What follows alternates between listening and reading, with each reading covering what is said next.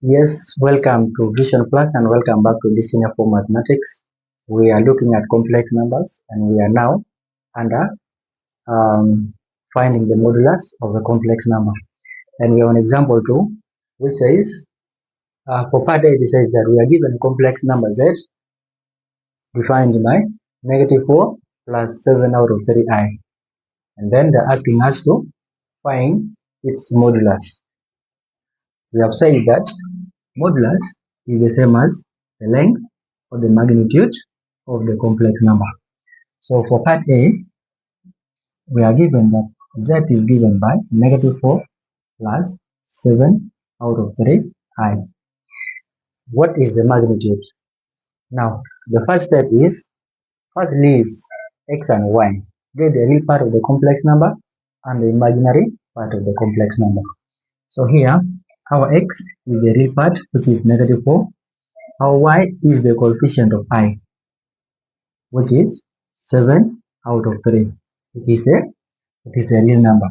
And then you go to the formula that magnitude of the complex number z is given by the square root of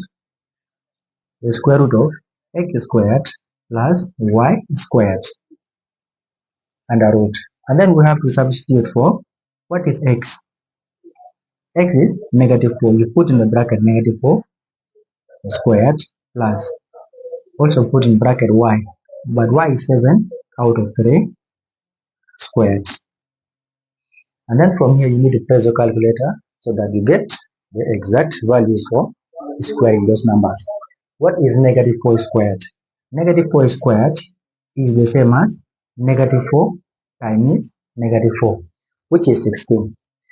Press the calculator, but you put -4 in the bracket and then you square it.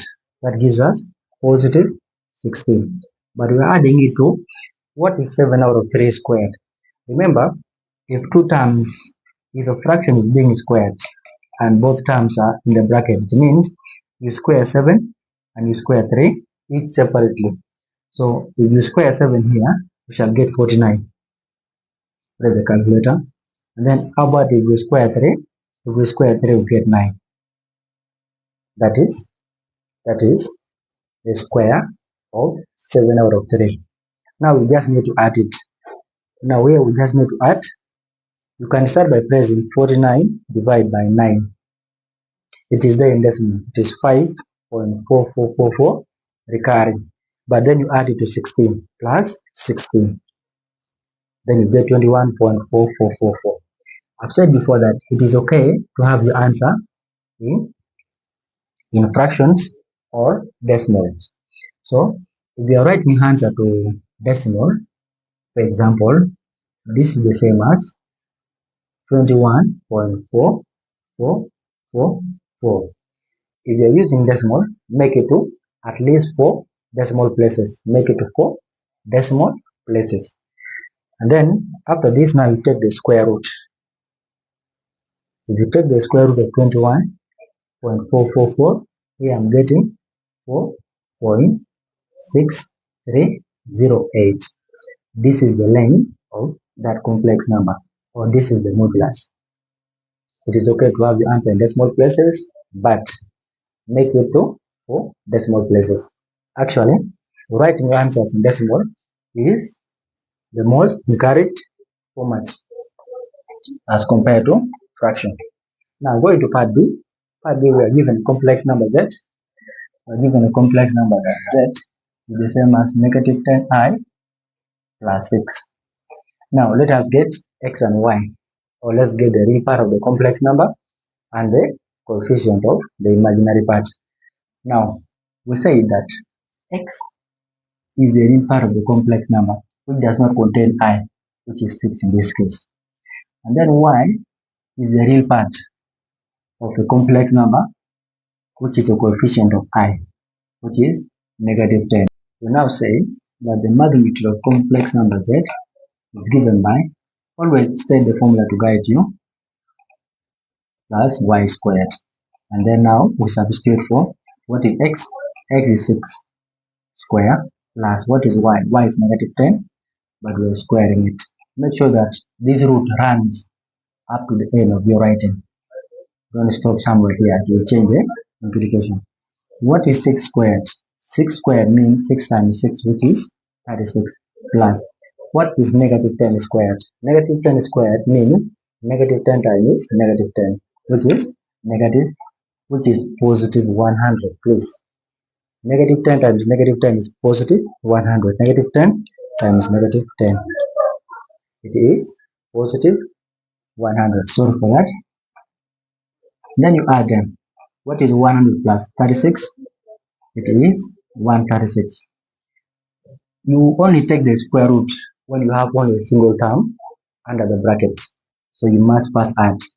There is no law of taking maybe the square roots of two terms that are being added or subtracted under the square root. So when you are left with a single term like this, 136, that's when now you take the square root on your calculator. So plus 36 is 136, take the square root. I'm getting 11.6619.